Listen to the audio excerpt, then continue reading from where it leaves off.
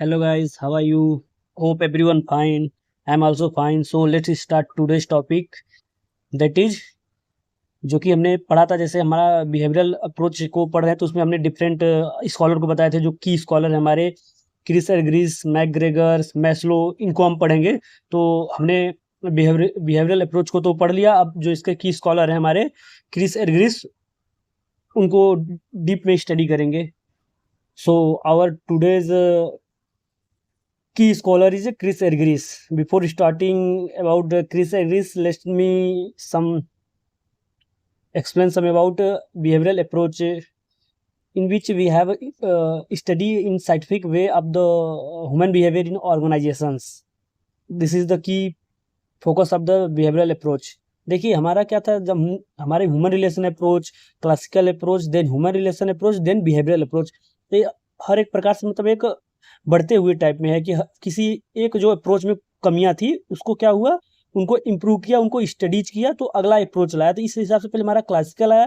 Classical में लोगों ने क्या किया था कि ऑर्गेनाइजेशनल स्ट्रक्चर पे ज़्यादा जोर दिया था और एफिशिएंसी, हियरार्की, सब चीज़ों पे ज़्यादा जोर दिया था। ह्यूमन एस्पेक्ट को क्या किया था, उन्होंने निगलेक्ट कर दिया था।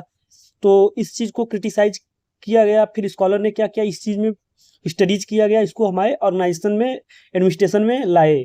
तो उनमें क्या किया, फिर जो हमारा आया ह्यूमन रिलेशन अप्रोच, तो उसमें जो स्कॉलर्स लोग थे तो उन्होंने क्या किया, ह्यूमन एक्सपेक्ट को भी ऑर्गेनाइजेशन में क्या किया, स्टडीज किया और उसको इम्पोर्टेंस दिया।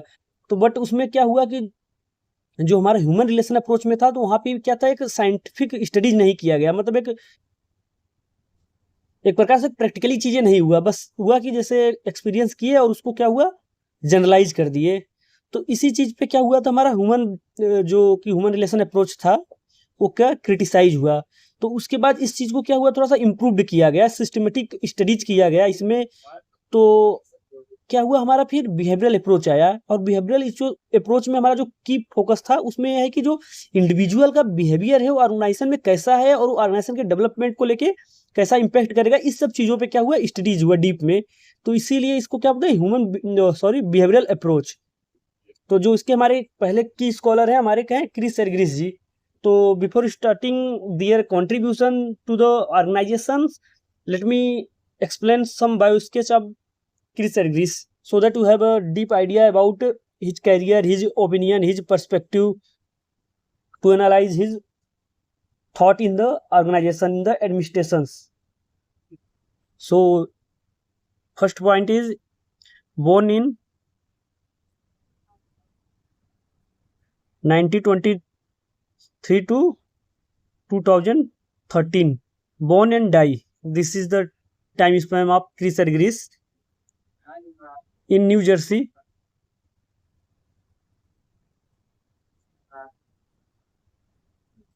And work in Indian army, oh sorry देखिए इंडियन आर्मी का नाम आ रहा है, यूएस आर्मी में इन्होंने काम किया।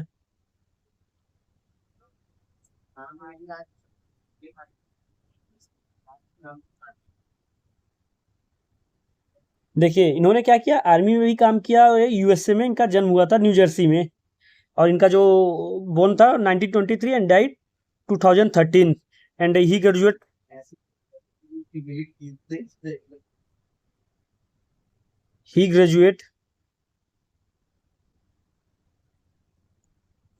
इन साइकोलॉजी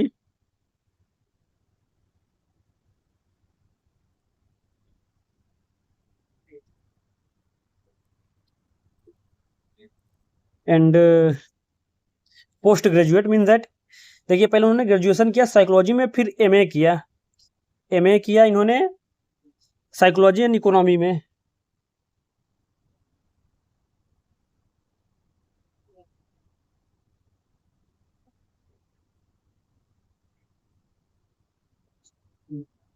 इकोनॉमिक्स में and then PhD in organisational behaviour. देखिए ऑर्गेनाइजेशनल बिहेवियर में इन्होंने पीएचडी किया।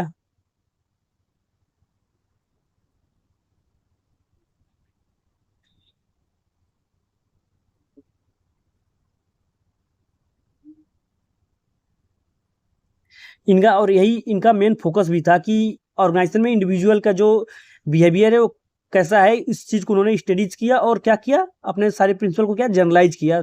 तो इनका ये जो प्रिंसिपल ऑर्गेनाइजेशनल बिहेवियर ये बहुत ही ज़्यादा इंपॉर्टेंट है, इसको आप लोग समझिए अच्छे से। देखिए इन्होंने इतनी सारी डिग्रियां हासिल की, उसके बाद ये क्या कि work as a professor, work as a professor at university of LA.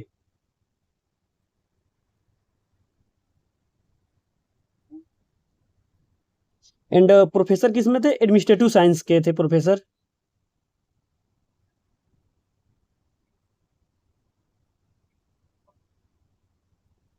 And also work as a chairperson, उसी यूनिवर्सिटी में चेयरपर्सन का भी काम किया था इन्होंने।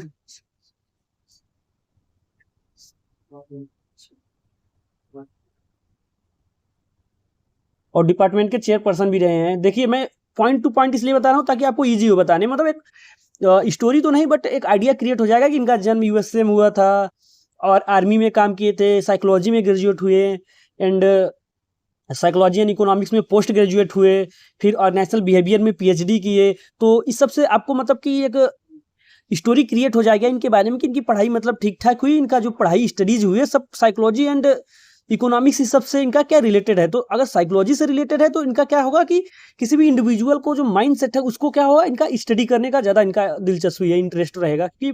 और ये ऑर्गेनाइजेशनल बिहेवियर में पीएचडी भी किया गया है। तो ऑर्गेनाइजेशनल बिहेवियर का मतलब यही होता है कि किस ऑर्गेनाइजेशन में इंडिविजुअल का स्टडीज करना, इंडिविजुअल का क्या माइंडसेट है, इस सब चीज़ को बारे में इन्होंने क्या पीएचडी किया है।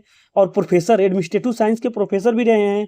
तो इस सब चीज़ से आपको आइडिया लग जाएगा कि इनका जो मेन फोकस रहेगा, जो इनकी फिलॉसफी होगी, जो इनका ओपिनियन होगा, वो होगा ऑर्गेनाइजेशनल लर्निंग को लेके, कि ऑर्गेनाइजेशन में इंडिविजुअल कैसे लर्न करता है, कैसे क्या करेगा, ये सब चीज़ें एक एक करके हम पढ़ेंगे।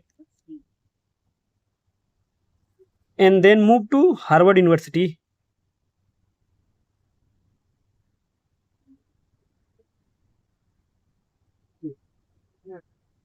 And then moved to Harvard University and work as a professor of education and organizational behavior. And work as a professor of education and organizational behavior.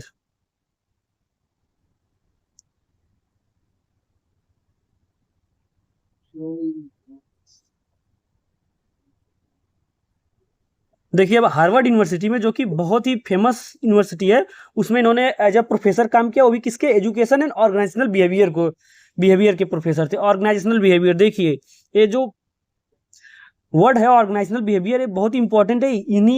इसी में इनका सारा मतलब फिलॉसफी पर्सपेक्टिव सब इसी बेस पे है। तो इस पे आप लोग थोड़ा जोर दीजिएगा। और देखिए इनका अपॉइंटमेंट जो था हार्वर्ड यूनिवर्सिटी में, तो देखिए दोनों स्कूल में था। एक हार्वर्ड यूनिवर्सिटी की दो चीज़ें हैं, एक तो है school of education at the Harvard and एक है स्कूल ऑफ बिजनेस एडमिनिस्ट्रेशन का हार्वर्ड स्कूल के। देखिए पहला क्या है, Harvard graduate school of education.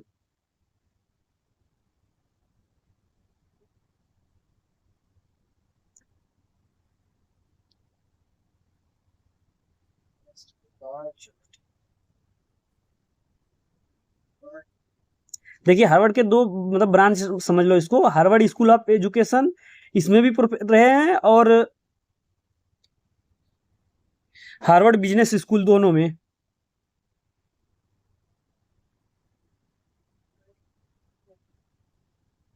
इनका अपॉइंटमेंट एज ए प्रोफेसर दोनों दोनों स्कूलों में हुआ है हार्वर्ड के।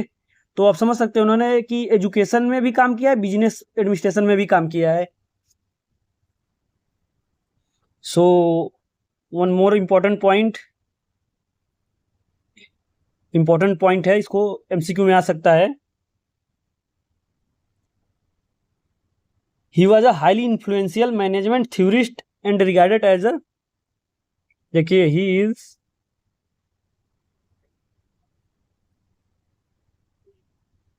Sorry he was highly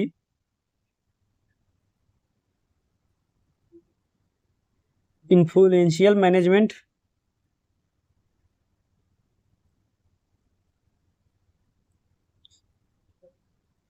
theorist, and regarded as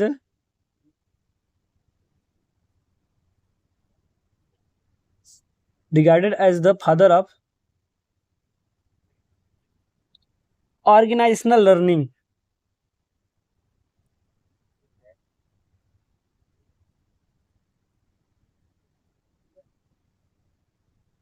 देखिए, ऑर्गेनाइजेशन लर्निंग के इनको क्या क्या पिता कहा जाता है, father of organisation learning. So important point है, इसको राइट डाउन कर लीजिएगा। एंड देखिए, एक पॉइंट हो गया, एक पॉइंट और देखिए, he was consider as a transformative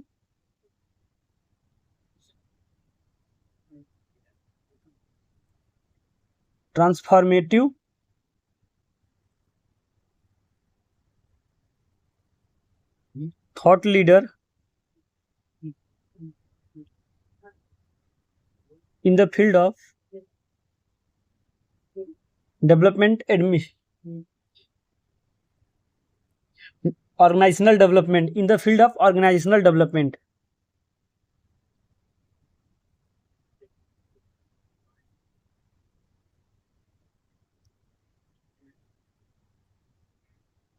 देखिए, दो बहुत ही इंपॉर्टेंट पॉइंट है, organisational learning and organisational development.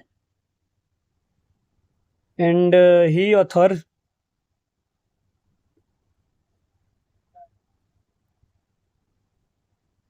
authored over 30 books and 150 articles. देखिए, उनको मतलब 30 और 150 से भी ज़्यादा उनके आर्टिकल पब्लिश्ड हुए हैं। सो ही authored over 30 books and 150 articles, some of them as personality and organization, published in 1957. Most important, write down, integrating the individual, sorry, 2 bar individual हो गया है, integrating the individual and organizations, 1964, organization and innovation, 1965. These are the most important book which may come in your exams, so write down. Now move to the contribution of Chris, main focus.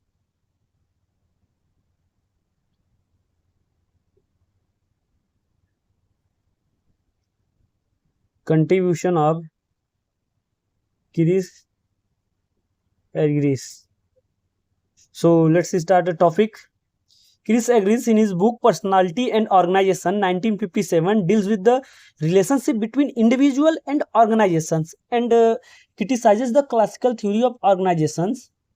देखिए, जो इनका ये book था personality and organisation, इसमें इन्होंने क्या किया था कि इंडिविजुअल का रिलेशनशिप उसके ऑर्गेनाइजेशन में कैसा है, उसको इन्होंने क्या किया, स्टडीज किया और उसके बारे में सारा अपना प्रिंसिपल, फिलॉसफी, थॉट्स वगैरह दिए। और जो इन्होंने क्या किया था, जो क्लासिकल थ्योरी थी उसको क्या किया था, इन्होंने रिजेक्ट किया था। एंड देखिए, इन्होंने क्या किया था कि जो इनकी बुक थी, पहला बुक इनका जो बहुत ही फेमस बुक है, personality and organisation, personality and organisation, जो कि 1957 में है पब्लिश्ड। बेसिकली इसमें उन्होंने बताया कि जो इंडिविजुअल का रिलेशन है उसमें ऑर्गेनाइजेशन के बीच में क्या रिलेशन है, उस पर स्टडीज किया। और उसमें क्या है कि ऑर्गेनाइजेशन का क्या इफेक्ट है इंडिविजुअल पे, और इंडिविजुअल की पर्सनालिटी, उसका ग्रोथ, उसका बिहेवियर का क्या इम्पैक्ट है ऑर्गेनाइजेशन में, इसको इन्होंने बेसिकली स्टडीज किया और अपने थ्योरी को जनरलाइज किया और जो क्लासिकल थ्योरीज थी उसको क्या किया, क्रिटिसाइज किया। तो इनका जो कॉन्ट्रीब्यूशन है ऑर्गेनाइजेशनल बिहेवियर को लेकर, इनकी स्टडीज है जो ऑर्गेनाइजेशन में इंडिविजुअल के बिहेवियर को, बेसिकली उसको हम कुछ हेड्स में पढ़ेंगे। देखिए, he focus on the individual freedom, innovation and individual dignity at the work place and individual behaviour at the work place क्या होता है। इन्होंने मतलब कि इसको डीप स्टडीज किया कि जो इन्होंने बताया कि जो ऑर्गेनाइजेशन है, ये जो कोई ऑर्गेनाइजेशन है वो कैसे, ऑर्गेनाइजेशन तो अपने आप में बनता नहीं, बट ऑर्गेनाइजेशन क्या होगा, इंडिविजुअल लोगों के लोग बनेगा, लोग वहाँ पे इंडिविजुअल होंगे या 2-4 जितने भी होंगे, उनसे मिलके ही ऑर्गेनाइजेशन बनता है। अगर इनसे मिल के ऑर्गेनाइजेशन बनता है तो इनमें जो इंडिविजुअल का इंपॉर्टेंस है, बिहेवियर है, उस ऑर्गेनाइजेशन को कैसे इफेक्ट करता है, कैसे मोल्ड करता है, उस इसके बारे में यहाँ पे इन्होंने क्या किया, स्टडीज किया। और इंडिविजुअल का जो फ्रीडम होगा ऑर्गेनाइजेशन में, इंडिविजुअल का पार्टिसिपेशन होगा ऑर्गेनाइजेशन में, इस सब चीज़ों को लेके इन्होंने क्या किया, अपना थ्योरी बताया है। बस बेसिकली उसको हम कुछ हेड्स में बढ़ेंगे कि इंडिविजुअल का जो ग्रोथ होगा ऑर्गेनाइजेशन में कैसे कैसे होगा। सो पहला जो हेड्स है हमारा, इन मतलब बेसिकली इनके कंट्रीब्यूशन को समझने के लिए, ऑर्गेनाइजेशनल बिहेवियर को समझने के लिए, तो पहला हम है इनकी दो, एक थ्योरी है, बहुत ही इंपॉर्टेंट थ्योरी है और फेमस थ्योरी है, और एग्जाम में मैक्सिमम इसी से आता है, इमेच्योरिटी एंड मैच्योरिटी थ्योरी।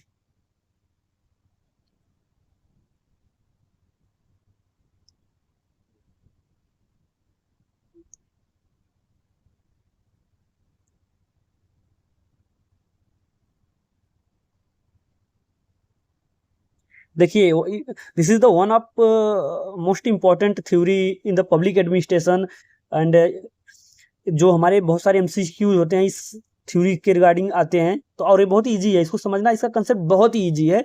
इनमें बेसिकली जो हमारे गिरीश जी ने क्या इम्फेसाइज किया है, क्या चीज़ें बताया है कि जो हमारा इंडिविजुअल कोई हमारा ऑर्गेनाइजेशन में होगा, जैसे हमारा ये हो गया ए, एम्प्लॉय ए है, मान लीजिए एम्प्लॉय ए किसी ऑर्गेनाइजेशन, मान लीजिए इस ऑर्गेनाइजेशन में कोई भी ऑर्गेनाइजेशन मान लीजिए है, इस ऑर्गेनाइजेशन में क्या हुआ, न्यू रिक्रूट हुआ, तो इसका क्या पहले क्या होगा, इमेच्योर स्टेज होगा। तो उन्होंने बताया कि कोई भी अगर एम्प्लॉय किसी ऑर्गेनाइजेशन में शुरू में आता है, न्यू न्यू होता है, तो क्या होता है, इमेच्योर होता है, और फिर क्या होता है, धीरे धीरे मेच्योरिटी की ओर जाता है, बढ़ता है। तो बेसिकली यही सब चीजें बताए हैं, इनमें कुछ प्रिंसिपल बताए कि कैसे लोग ग्रोथ होते हैं, इमेच्योर स्टेट से मेच्योर स्टेट में कैसे जाते हैं, वही सब बताया गया है।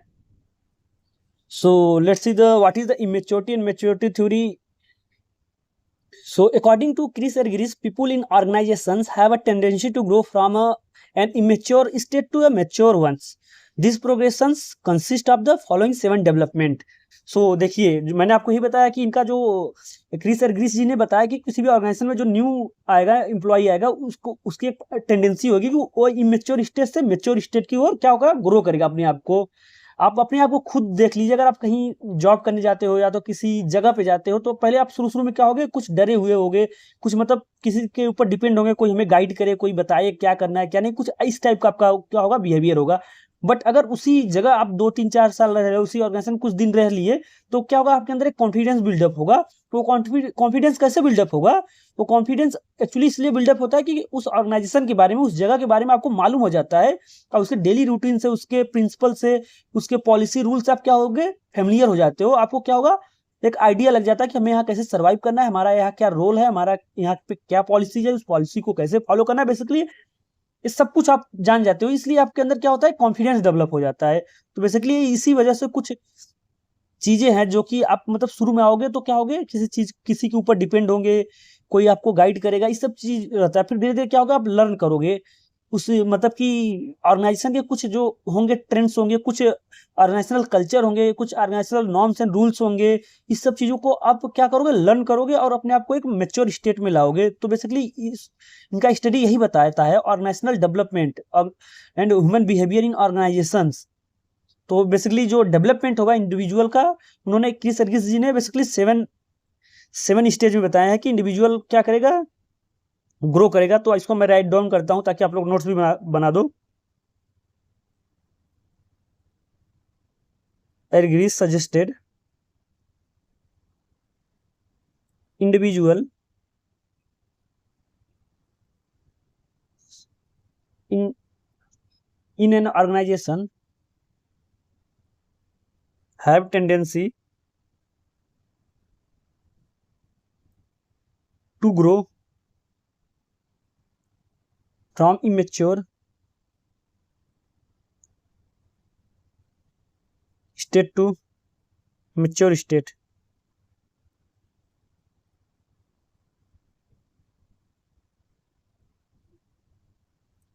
देखिए इमेच्योर स्टेट से क्या होंगे, मेच्योर स्टेट की ओर ग्रो करेंगे। एंड दे सजेस्टेड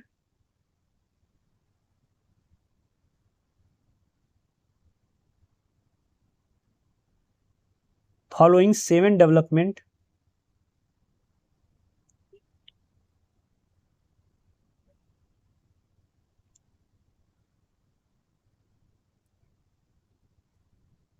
देखिए उन्होंने क्या हुआ, बेसिकली फॉलोइंग 7 डेवलपमेंट होगा, तो एक एक करके देखते हैं। सो फर्स्ट उन्होंने बताया कि जो इंडिविजुअल होगा from infant passivity towards adult activities होगा। देखिए पहले हमारा क्या होगा, so first point is from infant passivity towards adult activity, from infant passivity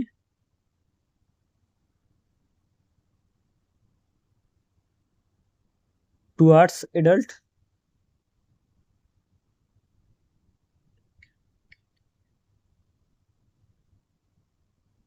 देखिए ये बेसिकली एग्जाम में ऐसे डायरेक्ट आएगा, इसका मतलब वगैरह नहीं आएगा, तो ऐसे डायरेक्ट आएगा from infant passivity towards adult activity, मतलब ऐसे पूछ लेगा कि ऐसे 4 इनके जो 7 डेवलपमेंट बेसिकली ऐसे 2-4 दे देगा, उसमें से कोई कुछ और दे देगा, तो पूछेगा इनमें से कौन सी थ्योरी नहीं है मेच्योरिटी की। तो आप देखिए जो इनमें जो पहला पॉइंट है बताया उन्होंने, डेवलपमेंट कैसा होगा, from infant passivity towards adult activity. तो इसका मतलब ये था कि जैसे कोई भी ऑर्गेनाइजेशन है, उनमें एम्प्लॉई है, तो ऑर्गेनाइजेशन क्या करता है, लोगों को रेस्ट्रिक्ट करता है। किस हिसाब से रेस्ट्रिक्ट करता है, कि कुछ मतलब एक रूल एंड रेगुलेशन से करने के लिए, उस हिसाब से चलने के लिए, तो लोगों का क्या होगा, नैरो पर्सपेक्टिव हो जाएगा, तो इससे लोग क्या होंगे, फ्रस्ट्रेट हो जाते हैं, तो और जॉब छोड़ देते हैं। तो यही भी इसमें बताया गया है कि लोग क्या होगा, पहले पैसिविटी से क्या होंगे, एडल्ट एक्टिविटी की तरह जाएंगे, मतलब लोग क्या होगा, पहले किसी कुछ रूल्स एंड रेगुलेशन के अकॉर्डिंग काम करेंगे, मतलब एक पैसिव काम करेंगे, फिर बाद में क्या होगा, धीरे धीरे एडल्ट होंगे और एक्टिव काम करने लगेंगे। तो बेसिकली क्या हुआ, इंडिविजुअल का ग्रोथ हुआ ऑर्गेनाइजेशन में। If the organization in which the employee works restrict them and forces them to passively perform a narrow scope of work, they tend to become disinterested and frustrated. And the second one is from dependence toward relative independence. From dependence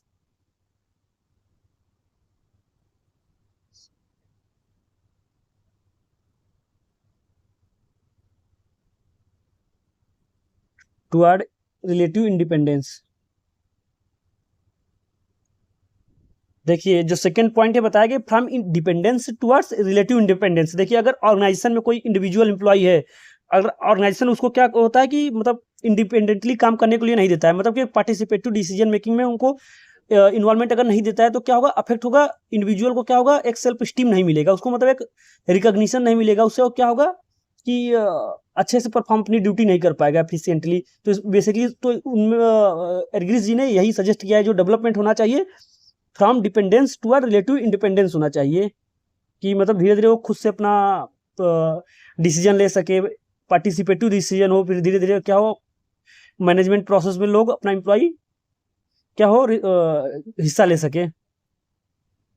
and third one is from limited behaviour to much different behaviour. From limited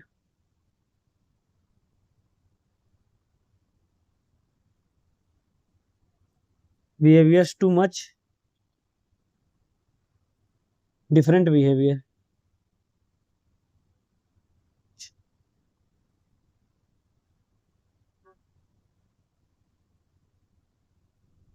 अब देखिए इसका क्या मतलब है कि from limited behaviour to much differentiated behaviour. इसका मतलब देखिए, अगर हमारा ऑर्गेनाइजेशन अगर इंप्लॉय को क्या करेगा, रेस्ट्रिक्ट करेगा कि वो वेराइटीज ऑफ टास्क परफॉर्म करने के लिए अगर रेस्ट्रिक्ट करेगा, तो इंडिविजुअल का क्या होगा, मोरल डाउन होगा, और लोग क्या होगा, उनका इंटरेस्ट धीरे धीरे क्या होगा, डाउन होता जाएगा। इसलिए बताया गया कि जो ऑर्गेनाइजेशन में लिमिटेड बिहेवियर से क्या होना चाहिए, शिफ्ट होना चाहिए डिफरेंट बिहेवियर। डिफरेंट बिहेवियर मतलब कि मल्टीपल टास्क को परफॉर्म करना, ड्यूटीज को परफॉर्म करना, अपने सेल्फ इंटरेस्ट के हिसाब से चीज़ों को क्या होना, बढ़ाना, डेवलपमेंट करना, ये सब चीज़ें होना चाहिए ना, अदरवाइज क्या होगा, उनका इंटरेस्ट डाउनफॉल होने लगेगा।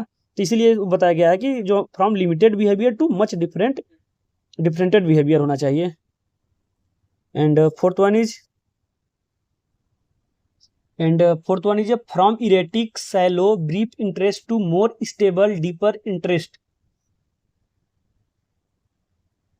From erratic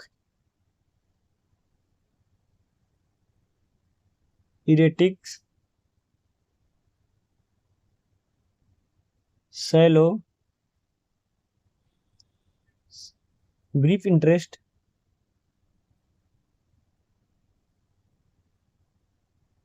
to more stable deeper interest.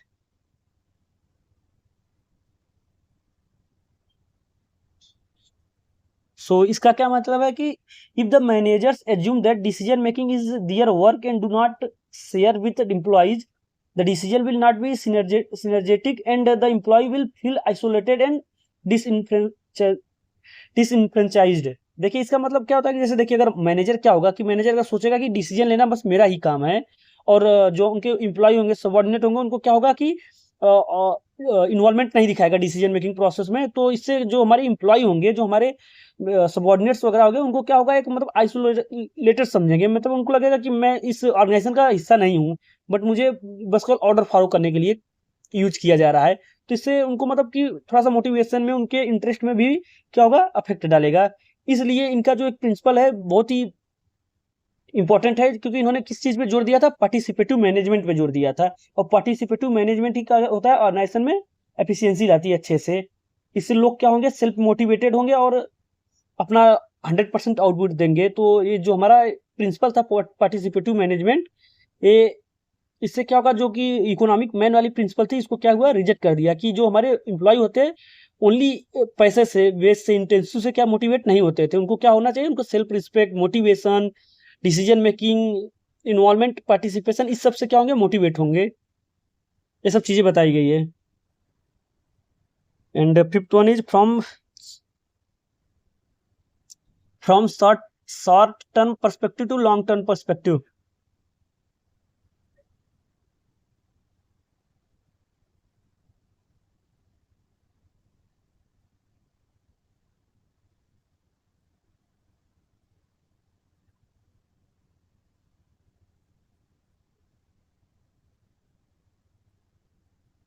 देखिए इसका मतलब है from short term perspective to long term perspective. देखिए अगर हमारे जो एम्प्लॉय होंगे, उनको अगर डिसीजन मेकिंग में जो पॉलिसीज होगी, पॉलिसी डिसीजन मेकिंग, कोई भी चीज का डिसीजन मेकिंग में उनका क्या होगा, पार्टिसिपेट होगा, तो उससे क्या होगा, उनको लॉन्ग टर्म पर्सपेक्टिव बिल्ड होगा। अदरवाइज जो उनका क्या होगा, मोरल डाउन हो जाएगा और एफिशिएंसी डाउन हो जाएगी, क्योंकि वो शॉर्ट टर्म पर्सपेक्टिव से सोच नहीं पाएंगे, प्लान नहीं कर पाएंगे उनको, अगर हम इन्वॉल्वमेंट नहीं ले रहे हैं डिसीजन मेकिंग में। तो इसीलिए बताया गया कि उनका डेवलपमेंट होना चाहिए फ्रॉम शॉर्ट टर्म पर्सपेक्टिव से लॉन्ग टर्म पर्सपेक्टिव की ओर होना चाहिए। And six one is from a subordinate social position to an equal to superordinate and social position. देखिए from a subordinate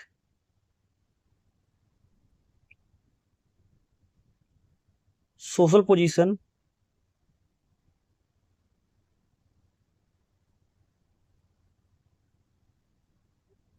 to an equal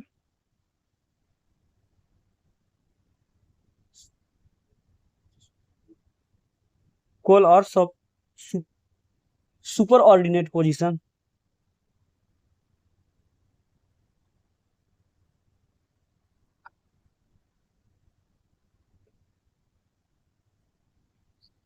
देखिए इसमें क्या हुआ कि बताया गया कि कोई सबऑर्डिनेट पोजीशन से उनको क्या होना चाहिए, उनको थोड़ा एक्स्ट्रा सुपर ऑर्डिनेट पोजीशन में क्या होना चाहिए, ट्रीट करना चाहिए। अगर देखिए अगर किसी भी ऑर्गेनाइजेशन में अगर इंप्लॉय को ऑर्गेनाइजेशन एज अ चाइल्ड समझेगा, तो उससे क्या होगा, उनको मतलब as a child mindset immature समझेगा, तो उनमें क्या होगा, लोग निगेटिव तरह से बिहेव करेंगे, फिर उनका क्या होगा, मोरल डाउन होगा, एफिशिएंसी क्या होगी, डाउन होगी। तो इसीलिए बताया गया कि जो हमारे इंप्लॉय होंगे, उनको from a subordinate social position to an equal or superordinate position को लिए उनको क्या होना चाहिए, रिस्पॉन्सिबल बनाना चाहिए। तो इससे क्या होगा, उनका इंडिविजुअल का रिकॉग्निशन होगा, वैल्यू मिलेगा, तो इससे उनका मोरल हाई रहेगा। And seventh and last from lack of self awareness to self awareness and self control. From lack of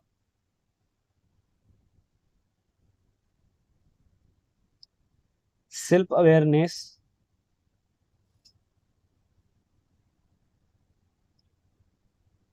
to self awareness and self control.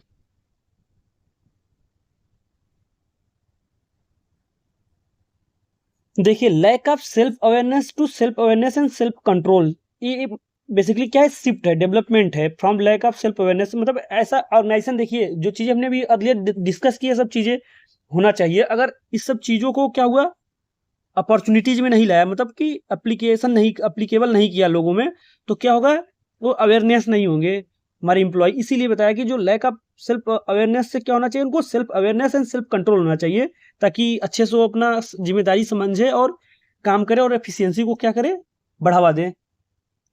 So since the employee are adult, they should be treated as a mature individual who are capable of accepting responsibility, pursuing long-term interest and concerns about the fulfillment of the higher order's need. According to Chris Ergris' theories of personality, mature individual would be interested in the constructive release of psychology energy. देखिए जो इनका theory है basically ये immature mature theory, इसमें basically इन्होंने, एरग्रिस जी ने suggest किया कि जो इंडिविजुअल होगा ऑर्गेनाइजेशन में, उसको एज ए मतलब मेच्योर, एज ए एडल्ट समझा जाए और उनको रिस्पॉन्सिबिलिटी दी जाए, ताकि वो अपने काम को अच्छे से परफॉर्म कर दे और अपने आप को ऑर्गेनाइजेशन में अच्छे से ग्रो कर सके। देखिए हमारे एरग्रिस जी ने क्या बताया कि जो एक बेसिक इनकॉन्ग्रुएंस है, मतलब कि एक जो तालमेल नहीं बैठता है, बेसिकली डिफरेंस है कि लोगों को क्या चाहिए, एक वेल मेच्योर पर्सनालिटी चाहिए, और हमारा क्या चाहिए, एक हमारा जो फॉर्मल ऑर्गेनाइजेशन है, हमारा क्लासिकल स्ट्रक्चर ऑर्गेनाइजेशन है, वो चाहिए उसके बीच। तो हमारा जो कि क्लासिकल ऑर्गेनाइजेशन कैसा होगा, हमारा क्लासिकल प्रिंसिपल्स पे क्या होगा, डिजाइंड होगा, उसमें क्या होगा, रूल्स होगा, अथॉरिटी होगी, हायरार्की होगा, लाइन ऑफ कमांड्स होगा, बेसिकली ये सब होगा। तो बेसिकली अगर हमें लोगों को क्या बताया कि जो हमारे एरगिस जी ने क्या बताया कि जो डिमांड है बेसिकली मेच्योर पर्सनालिटी के एंड फॉर्मल ऑर्गेनाइजेशन का, तो उसमें हमारा क्या होगा, जो ऑर्गेनाइजेशन लोगों को कैसा बनाएगा, लोगों को पैसिव बनाएगा, शॉर्ट टर्म ओरिएंटेड बनाएगा, सबऑर्डिनेट बनाएगा, और इस हिसाब से क्या होगा, उनका जो ग्रोथ नहीं हो पाएगा, क्योंकि लोगों को क्या होगा, एक अपॉर्चुनिटी नहीं मिलेगी खुल के काम करने का। लोग क्या हुआ, रूल और रेगुलेशन के नीचे दबे होंगे, काम करेंगे, तो इससे हमारा जो इंडिविजुअल का ग्रोथ होगा ऑर्गेनाइजेशन में, वो क्या होगा, दब जाएगा। एंड देखिए जो हमारे एरग्रिस जी ने बताया कि अगर ये जो कंडीशन आता है, जो कि इनकॉन्ग्रुएंस, बेसिकली यहाँ पे एक वर्ड यूज किया गया है, इसमें इसका बेसिकली मतलब होता है तालमेल नहीं बैठना, मेल नहीं बैठेगा। अगर लोगों को क्या होगा, मेच्योर पर्सनालिटी हो जाएगा, और उसमें क्या होगा, एक हमारा फॉर्मल ऑर्गेनाइजेशन भी रहेगा, हमारा क्लासिकल ऑर्गेनाइजेशन, बेसिकली एक क्लासिकल ऑर्गेनाइजेशन होगा, तो उसमें क्या होगा, लोगों को तालमेल सही से नहीं बैठेगा। और ये कब बढ़ेगा, ये मतलब जो असहमति है, दोनों के डिफरेंसेस कैसे बढ़ेगा, अगर देखिए लोग क्या हो गया, ये बेसिकली यहाँ पे 3 कंडीशन बताया है इन्होंने, एरग्रिस जी ने। when people become more mature,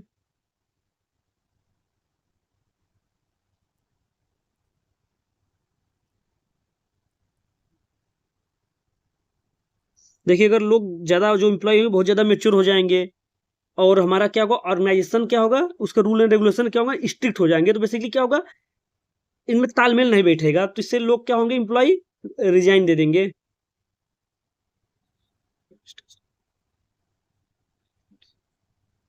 देखिए और ऑर्गेनाइजेशन का हमारा जो फॉर्मल स्ट्रक्चर है, formal structure of organization became more strict, and third is line of command अगर हम फॉलो कर रहे हैं। बेसिकली 3 चीजें बताया, अगर ये 3 चीजें हम फॉलो कर रहे हैं, तो जो उनके बीच होगा डिफरेंसेस, एम्प्लॉय और ऑर्गेनाइजेशन के बीच का क्या होगा, इनकॉन्ग्रुएंस क्रिएट होगा, डिफरेंस क्रिएट होगा। उससे क्या होगा, इससे रिजल्ट क्या होगा, हमारा जो एम्प्लॉय होंगे क्या करेंगे, ऑर्गेनाइजेशन को क्या करेंगे, रिजाइन दे सकते हैं। और जो देखिए इसका रिजल्ट क्या होगा, रिजल्ट आउटकम, किस चीज का आउटकम, ये जो चीज मैंने तीनों बताया कि अगर पीपुल बहुत ज्यादा मेच्योर हो जाएंगे, और हमारा ऑर्गेनाइजेशन क्या होगा, फॉर्मल स्ट्रक्चर पे ज्यादा जोर देगा, और वहां पे लाइन ऑफ कमांड ज्यादा फॉलो होगा, तो इसका आउटकम क्या होगा, बेसिकली ऑर्गेनाइजेशन और एम्प्लॉय के बीच के इंटरेक्शन को बता रहे हैं कि एम्प्लॉय अगर ग्रोथ करेगा, ऑर्गेनाइजेशन का जो स्ट्रक्चर होगा वो भी बहुत ज्यादा स्ट्रिक्ट होगा, तो क्या होगा, उसका आउटकम है। तो पहला, मे लीव द ऑर्गेनाइजेशन। देखिए जो एम्प्लॉय होगा, या तो ऑर्गेनाइजेशन को लीव छोड़ देगा, रिजाइन देगा, या तो क्या होगा, जंप कर देगा। जंप क्या होगा, हियरकी लेवल होगा।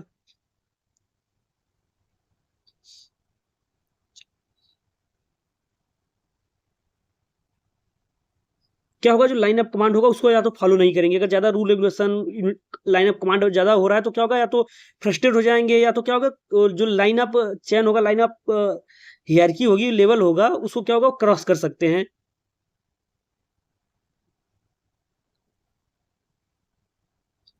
और डिफेंसिव मैकेनिज्म यूज कर सकते हैं। डिफेंसिव मैकेनिज्म मतलब उस चीज, इस सब चीज से बचने के लिए अपना कोई नया तरीका बनाएंगे।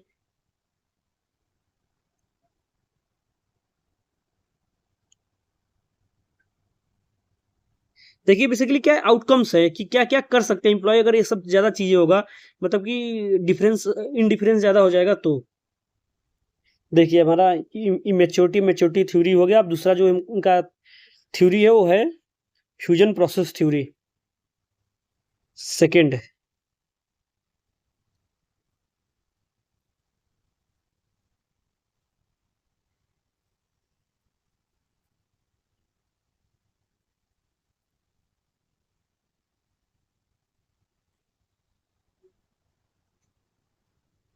एंड नेक्स्ट थ्योरी जो fusion process theory. So fusion process theory क्या है, देखिए ये जो fusion process theory basically Argyris and E W Bakke के द्वारा डेवलप किया गया था। इसमें बताया गया है कि जो देखिए जो थ्योरी इंपॉर्टेंट पॉइंट वाइज मैं आपको समझा रहा हूँ ताकि इजी समझ में आए और कंसेप्ट आपके माइंड में बन जाए। तो देखिए जो this theory is developed by Argyris and E W Bakke jointly and in which both the organisation and individual seek to self realisation. देखिए जो इनमें बताया गया इस फ्यूजन प्रोसेस थ्योरी में कि जो ऑर्गेनाइजेशन है और इंडिविजुअल है वो दोनों एक दूसरे से किस हिसाब से इंटरेक्ट होके सेल्फ एक्चुअलाइजेशन को क्या होते हैं, अटेंड करते हैं। सेल्फ एक्चुअलाइजेशन मतलब अपने रिक्वायरमेंट को फुलफिल कैसे करते हैं एक दूसरे से। तो बेसिकली यहाँ पे दो कंसेप्ट आते हैं फ्यूजन प्रोसेस थ्योरी में, personalizing process and socialising process. तो let's see what is the personalizing process. Personalizing process means that the individual uses the organization to further his own goals, means that to further attain his own goals। देखिए जो इन्होंने fusion process theory में एर्गरिस जी ने बताया कि organisation में जो individual होगा, जो इम्प्लॉय होगा, वो क्या करेगा, ऑर्गेनाइजेशन को यूज करके मतलब ऑर्गेनाइजेशन के जरिए अपने जो गोल होंगे उसको भी पूरा करेगा। तो हमारा क्या होगा, personalizing process. And similarly socializing process में बताया है कि जो ऑर्गेनाइजेशन होगा वो ऑर्गेनाइजेशन इंडिविजुअल के यूज से वो जो ऑर्गेनाइजेशन का गोल होगा वो पूरा करेगा। तो बेसिकली ये बताया गया कि फ्यूजन प्रोसेस दोनों ऑर्गेनाइजेशन और इंडिविजुअल एक दूसरे से क्या डिपेंडेंट है। वो दोनों ऑर्गेनाइजेशन और इंडिविजुअल एक दूसरे का यूज करके अपने आप को सेल्फ एक्चुअलाइजिंग अटेन करेंगे। तो socialising process is the organisations uses individual to reach its own goal. तो बेसिकली ये क्या है, हमारा फ्यूजन प्रोसेस थ्योरी है। The simultaneous operation of both this process is called as the fusion process by Argyris. देखिए जो process हो रहा है, personalising process and socialising process, ये दोनों साइमल्टेनियस में अगर चल रहा है तो इसी को हम क्रिस एर्गरिस जी ने क्या बोला, फ्यूजन प्रोसेस थ्योरी बोला। क्योंकि किसी भी ऑर्गेनाइजेशन में ऑर्गेनाइजेशन इंडिविजुअल का यूज करके अपने गोल को पूरा करेगा, उस ऑर्गेनाइजेशन का यूज करके इंडिविजुअल अपने गोल को पूरा करेगा। तो इससे क्या होगा, organisation and individual seek to attain self actualisation through another. This is the fusion process theory by Chris Argyris. And third principle is integrating individuals and organisational goals. देखिए जो थर्ड थ्योरी उनमें बताया कि जो integrating individual and organisational goal, देखिए इनमें जो इन्होंने बेसिकली इनके कुछ सजेशन थे एर्गरिस जी के कि जो इंडिविजुअल का गोल होगा और ऑर्गेनाइजेशनल गोल होगा उसको एक दूसरे को कैसे इंटीग्रेट करें। तो इसमें बेसिकली कुछ इन्होंने सजेशंस दिए हैं, कुछ इसमें प्रोग्राम बताए हैं, कुछ मेथड्स बताए हैं, कुछ टेक्निक्स बताए हैं, उसके बारे में हम थोड़ा बात करते हैं। तो जो हमारा फर्स्ट, देखिए जो हमारा फर्स्ट सजेशन है वो है matrix organization, adoption of matrix organization. तो देखिए मैट्रिक्स ऑर्गेनाइजेशन क्या होता है, बेसिकली मैं उसको बताता हूँ। देखिए पहले जो हमारा क्लासिकल ऑर्गेनाइजेशन था उसमें क्या था, वो हियरकी एंड स्ट्रक्चर बेस्ड था। वहाँ पे क्या था, एक हियरकी थी, एक स्ट्रक्चर होता था, तो उसके बेस में था। तो उसमें लोग क्या कहते हैं, वहाँ पे क्या होता था, सीनियर सबॉर्डिनेशन रिलेशन क्रिएट होता था। मतलब कि जो हमारे सीनियर से सबॉर्डिनेट क्या होते थे, हिचकिचाते थे, मतलब उनको थोड़ा सा फियर होता था वहाँ पे, मतलब अप्रोचेस कम कम होता था, क्योंकि हियरकी बेस्ड है और वहाँ पे सीनियर सबॉर्डिनेट एक रिलेशन क्रिएट होगा, गैप क्रिएट हो जाएगा उनके बीच में, कम्युनिकेशन सही से नहीं हो पाएगा, तो उससे क्या होता था, एफिशिएंसी पे थोड़ा सा प्रभाव पड़ता था। तो इसी चीज को हटाने के लिए हमारे इर्गिस जी ने क्या दिया, मैट्रिक्स ऑर्गेनाइजेशन का रिकमेंडेशन दिया। मैट्रिक्स ऑर्गेनाइजेशन को क्या करो, अडॉप्ट करो। तो मैट्रिक्स ऑर्गेनाइजेशन में क्या होता है कि एक टीम क्रिएट किया जाता है, प्रोजेक्ट बेस्ड टीम क्रिएट किया जाएगा। वहाँ पे कोई सीनियर सबॉर्डिनेट वाला बात नहीं होगा, वहाँ पे एक टीम प्रोजेक्ट के कोई भी प्रोजेक्ट है उसके अकॉर्डिंग टीम तैयार किया जाएगा, जिसमें जिस टीम में की जो सीनियर सबॉर्डिनेट वाला रिलेशन होगा वो नहीं होगा। लोग एक दूसरे से क्या करेंगे, फ्रीली डिस्कस करेंगे, हेल्प लेंगे और अपने टारगेट को पूरा करेंगे। तो उससे क्या होगा, थोड़ा सा एफिशिएंसी में क्या होगा, बढ़ावा आ गया। लोगों का क्या होगा, पार्टिसिपेटिव इन्वॉल्वमेंट होगा, वर्क होगा, टीम वर्क होगा। मैनेजमेंट भी क्या होगा, पार्टिसिपेटिव होगा, क्योंकि प्रोजेक्ट बेस एक टीम बनाई गई है। कुछ लोगों की कोई प्रोजेक्ट है, उस प्रोजेक्ट को पूरा करने के लिए एक टीम बनाई गया है। उस टीम में क्या होगा, लोग एक दूसरे से क्या करेंगे, इंटरेक्ट करेंगे, हेल्प लेंगे। तो इसलिए इसको बेसिकली क्या बोला, मैट्रिक्स ऑर्गेनाइजेशन बोला। बेसिकली सब सजेशंस है कि इंटीग्रेटिंग इंडिविजुअल एंड ऑर्गेनाइजेशनल गोल को इंटीग्रेट कैसे करना है। एंड सेकेंड है, देखिए जो बहुत ही इंपॉर्टेंट है, वो एमसीक्यू में पक्का आएगा, इसको आप लोग लिख लीजिएगा। जो सेकेंड इनका सजेशन था, adoption of T group training. T group training, Chris Argyris, T group training is given by Chris Argyris. देखिए बहुत इंपॉर्टेंट है, बेसिकली इतना ही पूछेगा, टी ग्रुप ट्रेनिंग क्या है और इसको किसने सजेस्ट किया था। तो देखिए इसको क्रिस एरग्रिस जी ने सजेस्ट किया था और इसका मतलब होता है सेंसिटिविटी ट्रेनिंग। टी ग्रुप को ये भी पूछा जाएगा। देखिए सेंसिटिविटी ट्रेनिंग और टी ग्रुप ट्रेनिंग। तो सेंसिटिविटी ट्रेनिंग क्या है, बेसिकली ये क्या है, एक लेबोरेटरी प्रोग्राम है, एक laboratory programme design to provide opportunity for the individuals to learn group functioning. देखिए जो टी ग्रुप ट्रेनिंग और सेंसिटिविटी ट्रेनिंग क्या है, एक लेबोरेटरी डिजाइंड प्रोग्राम है in which individual offered opportunity to learn the functioning of group. इसमें क्या होगा कि जो इंडिविजुअल मेंबर होगा ग्रुप में कैसे काम करना है, ग्रुप की क्या फंक्शनिंग है, बेसिकली उसको लर्न करेगा, सीखेगा। तो इसीलिए इसको बोला गया है कि T group training, sensitivity training और लेबोरेटरी प्रोग्राम। देखिए ये सब किसी भी नाम से पूछेगा, बहुत इंपॉर्टेंट है, एमसीक्यू में बहुत ज्यादा डीप में नहीं पूछेगा, बट इतना पूछेगा। T group training given by Chris Argyris, और इसका सिमिलर नेम सेंसिटिविटी ट्रेनिंग। एक क्या है, लेबोरेटरी बेस्ड क्या है, ट्रेनिंग है, प्रोग्राम है, जिसमें इंडिविजुअल ग्रुप फंक्शनिंग को क्या करेगा, सीखेगा। बेसिकली ये मेथड्स हैं किसके, इंटीग्रेटिंग ऑर्गेनाइजेशनल एंड इंडिविजुअल गोल को इंटीग्रेट करना, ताकि ऑर्गेनाइजेशन की एफिशिएंसी अच्छे से हो और इंडिविजुअल का भी क्या हो, ग्रोथ हो, ऑर्गेनाइजेशनल टोटल ऑर्गेनाइजेशनल डेवलपमेंट हो। तो उसके लिए सब सजेशंस है। And third one is he recommended double loop learning techniques. देखिए अब यहाँ पे आता है single loop and double loop techniques आता है। तो सिंगल लूप में क्या होता है कि इंडिविजुअल क्या होगा, अपनी गलतियों से अपने आप से सीखने की ट्राई करेगा, किसी का हेल्प नहीं लेगा। बट डबल लूप में क्या होगा, in double loop learning from others rather than from one self perpetual.